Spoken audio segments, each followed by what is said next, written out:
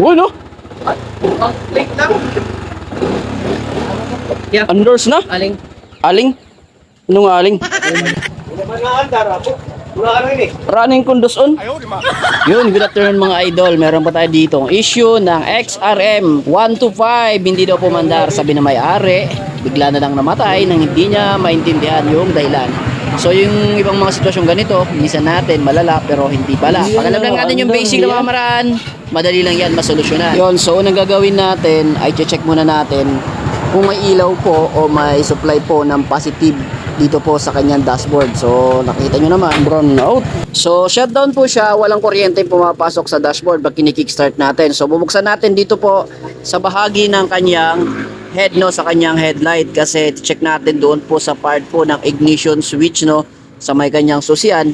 Baka po nagkaroon lang po ng lost connection o wala pong positive na pumapasok po doon sa ating ignition switch. May mga ganong klaseng senaryong nangyayari mga idol dahil po sa corrosion at laging nababasa po ng ulan, nagkakaroon po ng lost contact. So yung po unang tingnan muna natin, kasi habang kini-kickstart natin ay wala pong positive, hindi po umiilaw yung neutral part, no? Yung neutral part hindi po umiilaw. So kaya sabi ko, buksan muna natin para malaman natin baka nagkaroon lang po ng lost connection sa bahagi po ng ignition switch. Doon po yung una nating babaklasin mga idol, no? Hindi yung jump to conclusion kagad tayo sa sira circulator, sira si ano, kung ano-ano, sira CDI, kaya walang kuryente. Unang i-check natin yung accessories wire o yung positive na pumapasok po sa buong harness natin, no? Kasi from battery, yung kulay red papasok po doon sa solid black, which is yung ating accessories wire. Kasi ito ay battery operated. Yung CDI nito, nangangailangan po ng positive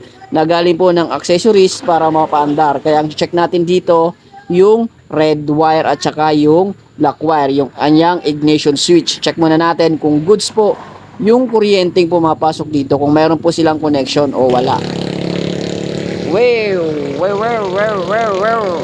So dito sa bahaging ito ng mga socket na ito, na kumpulan ng mga socket, hanapin natin dito yung sa ignition switch, which is yung solid red at saka yung solid black mga idol. Ito po yun, no? Yan, so napansin ko dito, lumuwag lang, no?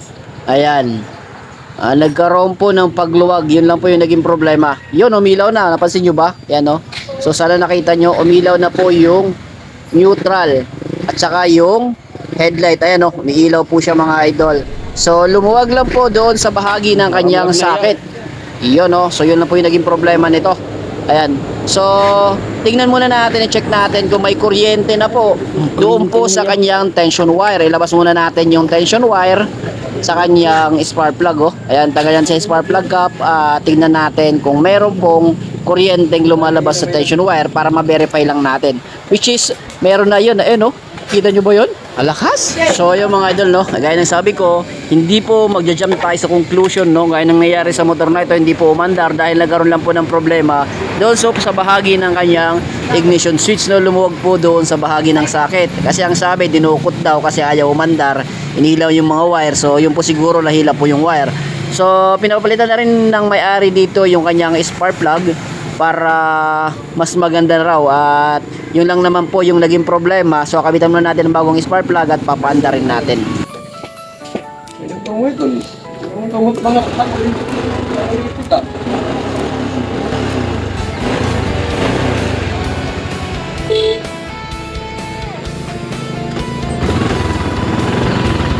So yung mga idol, ganun lang natin sinulusyonan yung problema na XRM na ito. Kaya sabi ko ay pag alam yung basic, madali lang yan mga idol. Kaya ganun kahalaga yung basic.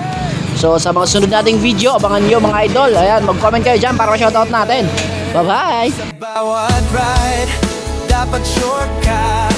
Kaligtas sa lakas, di ka mapahiya. From Luzon to Mindanao, service namin ay wow. Papa Chati, V-Motor Parts, di ka magsasettle for less. Quality assured, sa presyo ay the best. Kahit anong kailangan, nandito lang kami. Kasama sa biyahe mo, every ride guarantee.